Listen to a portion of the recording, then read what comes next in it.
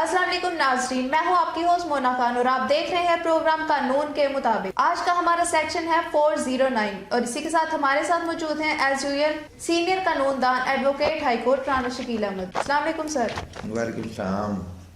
जी sir, तो आज आप हमें बताएं कि 409 अकॉर्डिंग टू लॉ क्या है? जी मिस, एक्चुअली जो सेक्शन 409 है वो है criminal breach of trust by public servant, banker, merchant और एजेंट। अच्छा, तो राना साहब आप हमें ये बताएं कि पब्लिक सर्वेंट, बैंकर और मर्चेंट एजेंट क्या है? जी मिस मोना, बेसिकली सारे जो है इनकी डेफिनेशन, खासतौर पे जो पब्लिक सर्वेंट है, पब्लिक सर्वेंट मीन यहाँ पर वो सर्वेंट नहीं है जैसे कि घर में मुलाजमीन रखे जाते हैं। पब्लिक सर्वेंट बेसिकली जो है गजट के मुताबिक उसको हम ऐसे एलेबोरेट कर लेते हैं जिस तरह एक पुलिस मुलाजम है वो पब्लिक सर्वेंट है। उसके अलावा जितनी भी ये एडमिनिस्ट्रेटिव मशीनरी है ये सारे ही पब्लिक सर्वेंट की डेफिनेशन में आते हैं। आगे जो एजेंट है, ये एजेंट की भी लॉ में एक स्पेशल डेफिनेशन है और इसी तरह बैंकर जो है उसमें बैंक के मुलाजमीन है। जी राना साहब, आप हमें एग्जाम्पल से ये समझा सकते हैं कि पब्लिक सर्वेंट क्या है? एक आम आदमी को कैसे पता चलेगा कि 490 क्या है और वो पब्लिक सर्वेंट को कैसे डील करता है? जी मिस मोना, बड़ा वैलिड क्वेश्चन है आपका।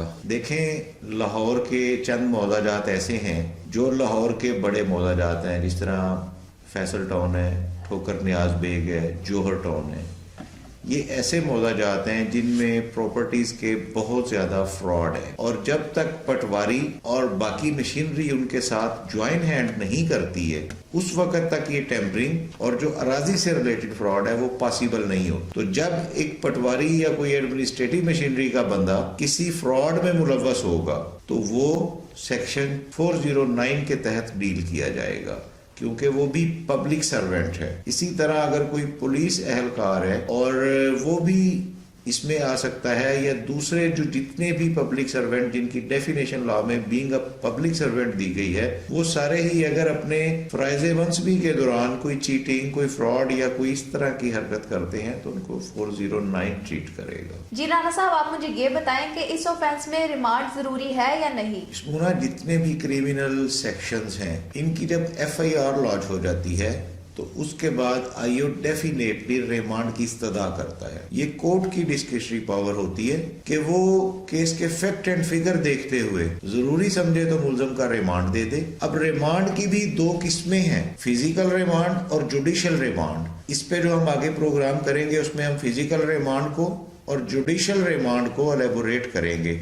यहाँ फिर हमारा बहुत लंबा हो जाएगा वो चैप्टर, लिहाजा फिजिकल कस्टडी जो है वो कोर्ट देती है, मजिस्ट्रियल कोर्ट देती है। इसी तरह ATC से रिलेटेड जो मामलात है उनकी कस्टडी या उनका रिमांड ATC कोर्ट से लेना पड़ता है, एंटी टेररिज्म कोर्ट से। जी राना साहब, आप मुझे ये बताएं कि अकॉर्डिंग टू लॉ ये ऑफेंस कंपाउंडेबल है या नॉन कंपाउंडेबल है? जी मिस मोना, ये एक हीनियस ऑफेंस है और एक नॉन कंपाउंडेबल ऑफेंस है ये। तो अकॉर्डिंग टू लॉ ये बेलेबल है या नॉन बेलेबल है? जी मिस मोना, इसमें कैपिटल डोज ऑफ पनिशमेंट है और ये एक नॉन बेलेबल ऑफेंस है। तो आप मुझे ये बताएं कि अकॉर्डिंग टू लॉ मैक्सिमम इसकी सजा कितनी हो सकती है? जी मिस, इसमें ये है कि 409 जो है वो हीनियस नेचर का ऑफेंस है और इसमें अगर तो कैपिटल डोज ऑफ पनिशमेंट मिलती है तो उसमें लाइफ इम्प्रिजनमेंट यानी उम्र कैद है। अदरवाइज लॉ मेकर ये कहते हैं कि अगर इसकी कम से कम सजा भी होगी तो वो 10 साल होगी। लिहाजा ये एक हीनियस नेचर का ऑफेंस है और इसमें उम्र कैद भी हो सकती है, लाइफ कन्विक्शन कहते हैं उसे, और इसमें मिनिमम सजा जो है वो 10 साल उन्होंने बताई है अकॉर्डिंग टू लॉ। जी राना साहब, बहुत शुक्रिया आपका और नाज़रीन आपका भी बहुत शुक्रिया। और अगर आपको हमारी वीडियो पसंद आई है तो लाइक और कमेंट करके जरूर बताइएगा और अगर कोई ऐसा सेक्शन जिसकी एलैबोरेशन आप हमसे चाहते हैं तो इनबॉक्स जरूर कीजिएगा। इसी दुआ के साथ जहाँ रहे खुश रहें। अपनी होस्ट मोना खान और राना साहब को दीजिए इजाजत। अल्लाह हाफिज।